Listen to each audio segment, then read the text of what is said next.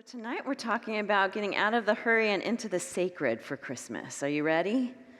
Yes, we want to learn about that, right? First, I thought I would share what does anyone remember George Burns, comedian George Burns? Yeah, I mean, if you're 55 or older, maybe. So, comedian George Burns once said this about the Christmas season, holiday season. He said, "Happiness is having a large, loving, close-knit family in another city." Then I went back to another oldie but goodie, Milton Berle. Milton Berle said, "There are a lot of things money can't buy. Not one of them is on my son's list." And then from Larry White, he says, "Christmas is the season when people run out of money before they run out of friends." So the Christmas season is here, and don't we get wrapped up in it? Pun intended, right? We get so wrapped up in it, we start to hurry from store to store. We fight off other people for the it toy of the season or it gift of the season. We stress out about our, finances. We stress out, do we send out the holiday cards? We don't send out the holiday cards. Do we have guilt about not sending out the holiday cards? We can really get ourselves wound up around it. So I'm here to remind all of us, myself included, that Christmas is not about rushing around and checking things off of our list, the items on our list, because I started to think about it. If I'm giving a gift to somebody, it's like, here's your gift. I cussed out, a driver in the parking lot. I was annoyed standing in line for 20 minutes. I was stressed about my finances buying this gift, but here you go. Yeah? Like, what kind of energy do we want to give in that gift? So let's, this Christmas, all agree that we're going to return to the sacredness of the season. And so how do we do that? I have 3.5 ways. One is to serve others, not to add something else to your list, but to refocus on the reason for the season and also to reduce stress, is serving others. The other is to refocus, recenter, and breathe. In other words, get back to our mindfulness practice or start a mindfulness practice. And the third is to return to your childlike wonder. And with that, allowing, and just hold on for a moment here, but to allow death to guide us back to living in the present moment. This goes back to Robert Brummett. We spoke about his book, Living Originally, a couple months ago, and his chapter titled Death as Your Advisor. And so going back to allowing death to guide us back to actually life. So the first is serving others, to serve others, to help another person, to give your time away. Here's a really interesting study from 2024. It was a study of workplace interventions to reduce stress. They introduced 90 different stress-reducing strategies were tested, including meditation, massage, and breathing exercises. There was only one that consistently mitigated the negative effects, of stress. Do you know what it was? It was serving others. Number one way to reduce negative effects of stress, serving others. More so than the meditation and the breathing exercises. And it reminded me of an article I read this last fall. It was written by a woman by the name of Rebecca Heiss. She had flown from the mainland of the US to Hawaii because she was going to be the keynote speaker at a conference 24 hours after she landed, except her luggage didn't come with her. So all she had on to speak in would have been what she had on that flight.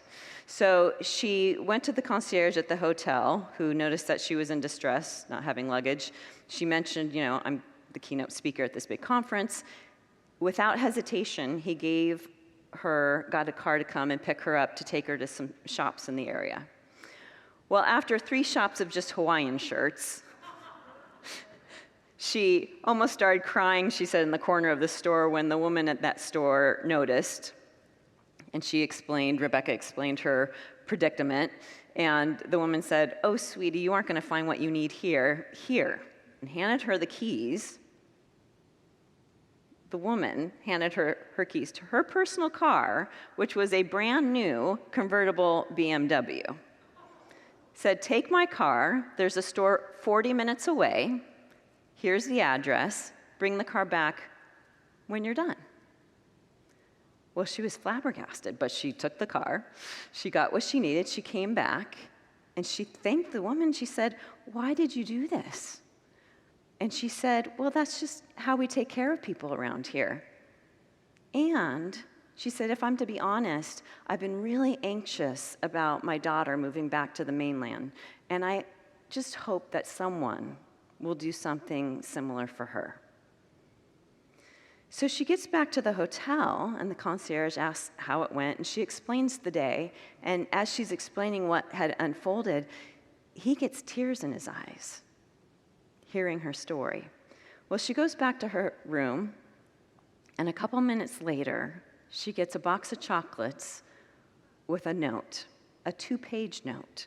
And it's him explaining how he was so nervous about his family moving to Hawaii from the mainland, but her story really helped reassure him that it was going to be okay. And so Rebecca writes, these individuals were responding to their own anxiety by extending kindness to another person. And here's the irony. This is actually what she studies. This is what she was going to speak about at the conference, was how humans handle pressure. And this is what she realized. She says, quote, "Instead of turning inward with bespoke wellness practices, we do best when we turn outward, when we turn toward the needs of others." She said, when channeled properly, stress can point us toward opportunities to serve. So what if this Christmas season, instead of thinking about buying for others, you shifted your thoughts and actions to serving others? Maybe helping someone do their Christmas shopping, giving them a ride. Maybe someone needs a cooked meal. Maybe someone needs a ride to a doctor appointment because everyone else is busy shopping. I remember one Christmas, my mother, we went to a nursing home in our neighborhood, and she went and said, "Do you have anyone here who has no family? Because we'd like to adopt them for Christmas." So we adopted this woman for Christmas that year, and then actually throughout the year, we'd stop by and visit her throughout the year, inviting a stranger into our home who then became part of our family. But there are multiple studies, not just the 2024 study, but multiple studies that find that when we extend kindness and we help another person, then we actually reduce our own anxiety and our gratitude grows. In other words, helping others helps ourselves. My second recommendation is to keep refocusing. Keep focusing yourself back to, when you're in the midst of the hurry and the scurry and the overwhelm of the holiday season, refocus yourself, your attention back to your breath and your mindfulness practice, or maybe as of today, your new mindfulness practice. Stick to your meditation and your inspirational readings. This is something a lot of times when we get really busy, we let go, right? I don't have time for it. But it's exactly when you hear yourself think, I'm too busy for this, or I've got too much to do today, that's when you need to sit and meditate. That's when you need to get quiet. There was a past Unity Worldwide Ministries CEO, and he used to say, the longer his to-do list, the more things on his calendar, the longer his meditation. He didn't cut it shorter, he made it longer, because he knew that's what he needed at the beginning of that day, more time in meditation. So instead of focusing on, oh my gosh, all of this, I don't have time, shifting it into, okay, let that be my Now my little notice. I'm on notice that now I need to sit and have even more time in meditation. And you can meditate anywhere. So I have a simple little meditation practice I taught in my meditation class. I mean, we did a lot more meditations than just this. But here's an easy one. So when you're in the car driving, or you got the shopping cart and you're with everyone else in the stores, ready? We're all going to take our hand. Give me your hand, everyone. And we're going to go one finger at a time. Ready?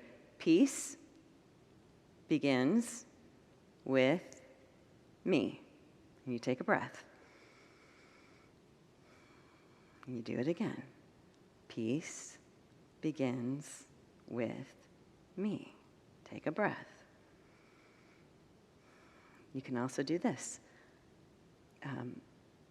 I am loving presence. That's what it's loving awareness. Ready? I am loving awareness. And you take a breath.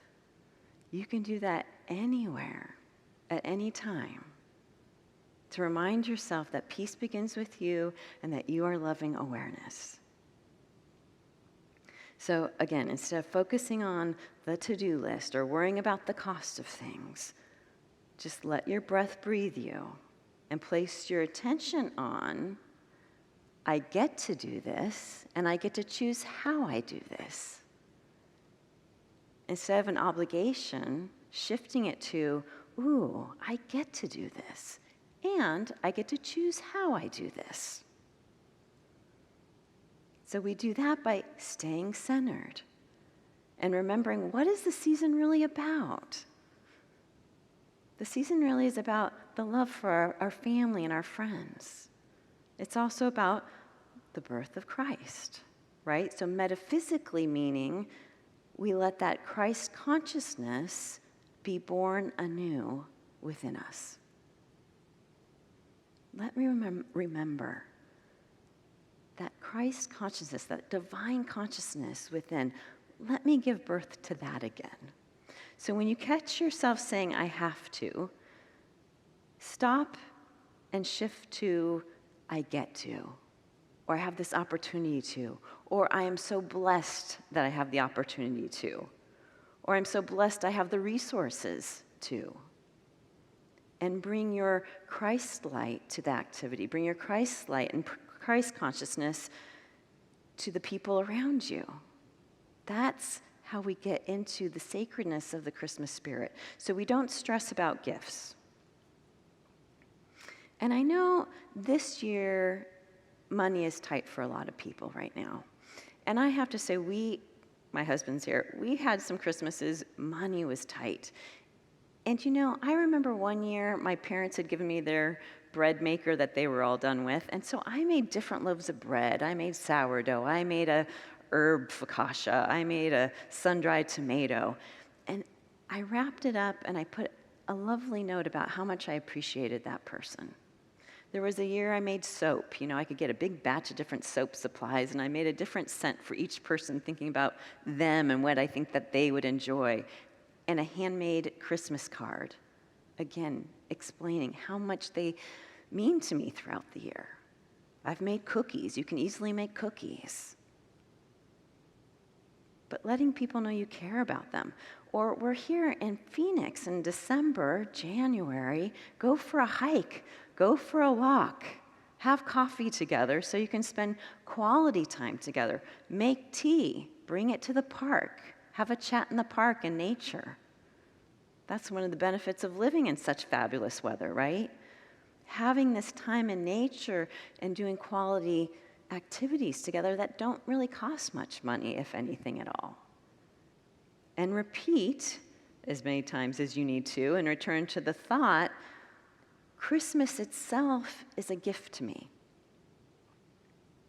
Christmas itself is a gift to me. Just whisper that to yourself. Christmas itself is a gift to me. It's a time to breathe, a time to remember how fortunate I am, a time to share time with those I love, to find gratitude, to find the miracles all around me.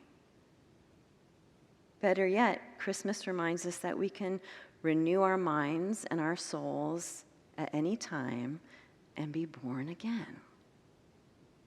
in a Christ consciousness, divine consciousness.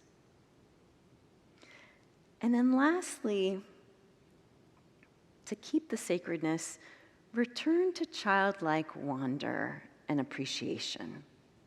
What if you looked at the lights on the Christmas tree and felt the excitement of Santa's arrival like you did when you were a child?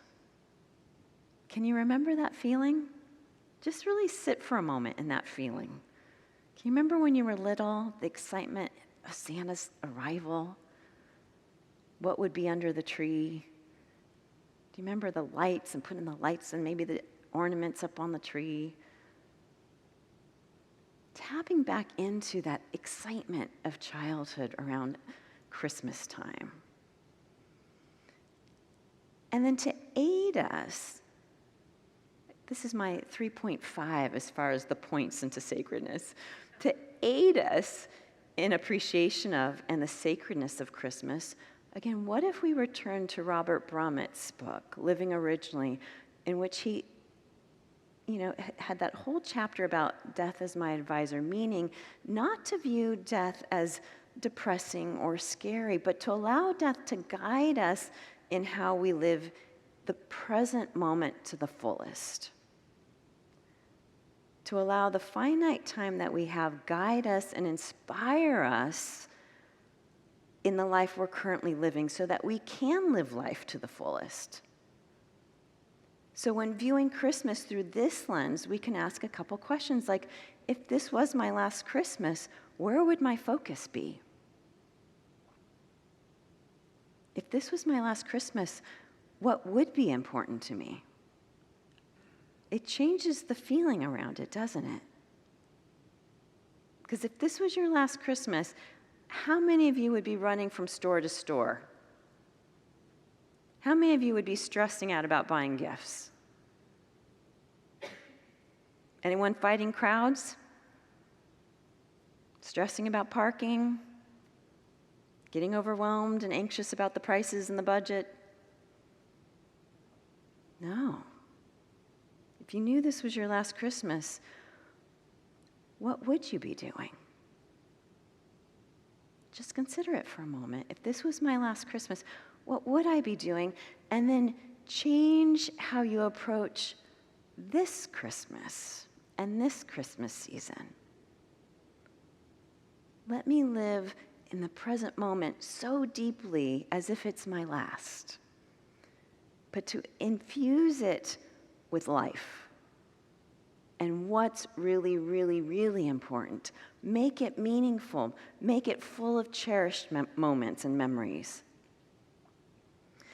For our sons now, and they're in their 20s, but now what I really do is their main gift is a trip. Because I want to have that time as a family together. I want to create memories together and have that connection. Have even more to talk about. For my mom, I've been buying her crafty gifts. So for her birthday and Mother's Day, we created this lantern together, and there was lip balm that we made, and so she gets so much joy out of these crafty gifts and then she wants to do them with me, and then I get excited that we do them together, and so then I buy her more crafty gifts. If this was my last Christmas, I'd be gathering with friends and family, and I'd be sitting down with each person and laughing and connecting heart to heart and sharing my love and how much I love them, how much I appreciate them, how much I'm so grateful they're in my life. I can guarantee you I would not be stressed out about Christmas shopping.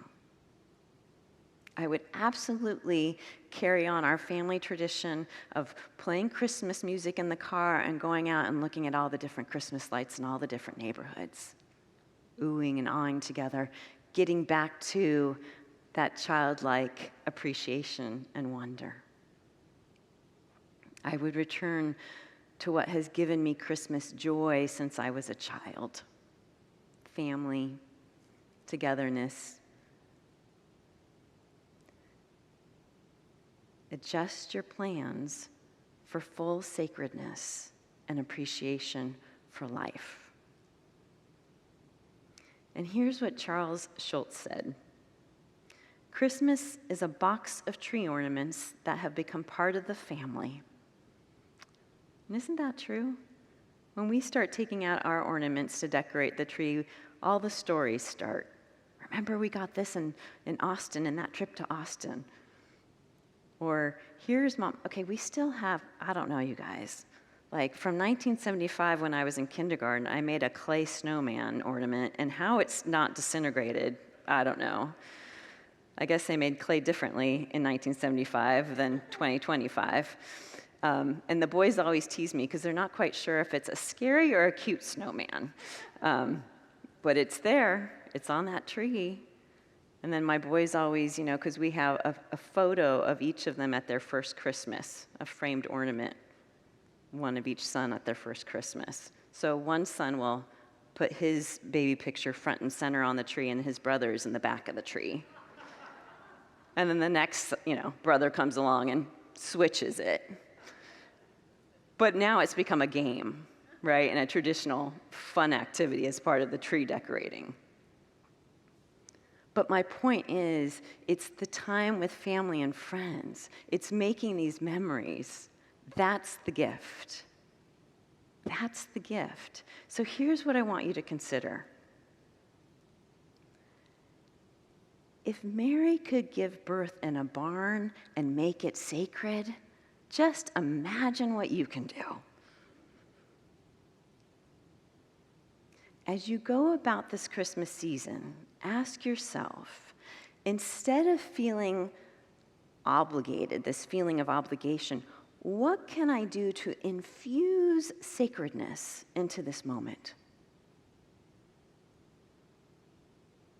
You have divine wisdom within you, so you just get quiet and you ask, instead of a feeling of obligation, how can I infuse sacredness into this moment?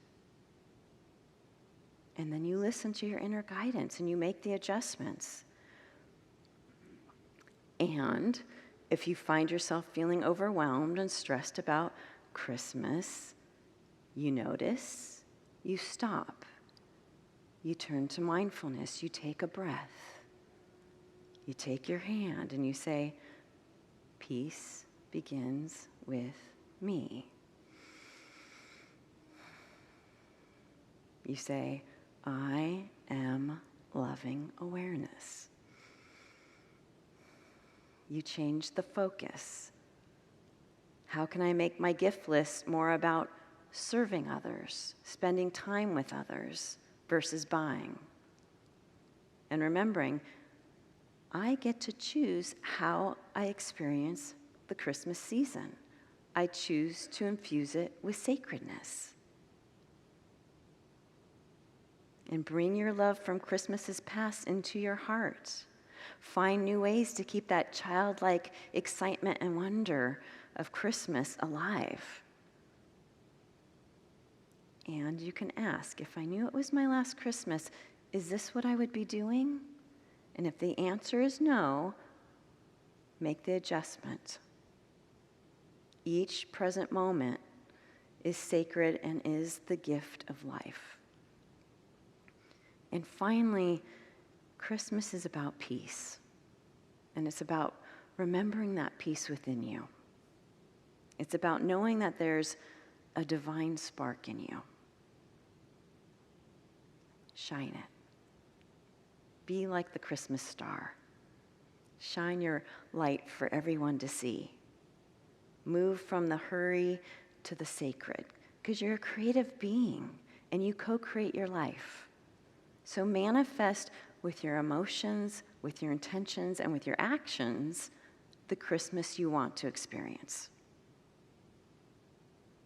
Norman Vincent Peale said, Christmas waves a magic wand over this world, and behold, everything is softer and more beautiful. So allow Christmas to be softer and more beautiful this year.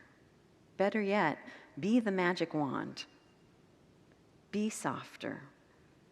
Be more beautiful. Be more intentional as you go through this season, shining your light, sharing your magic. that you are. Be the Christmas spirit and the divine on earth. That's how we infuse sacredness into the Christmas season, everyone. So happy Christmas season. Blessings.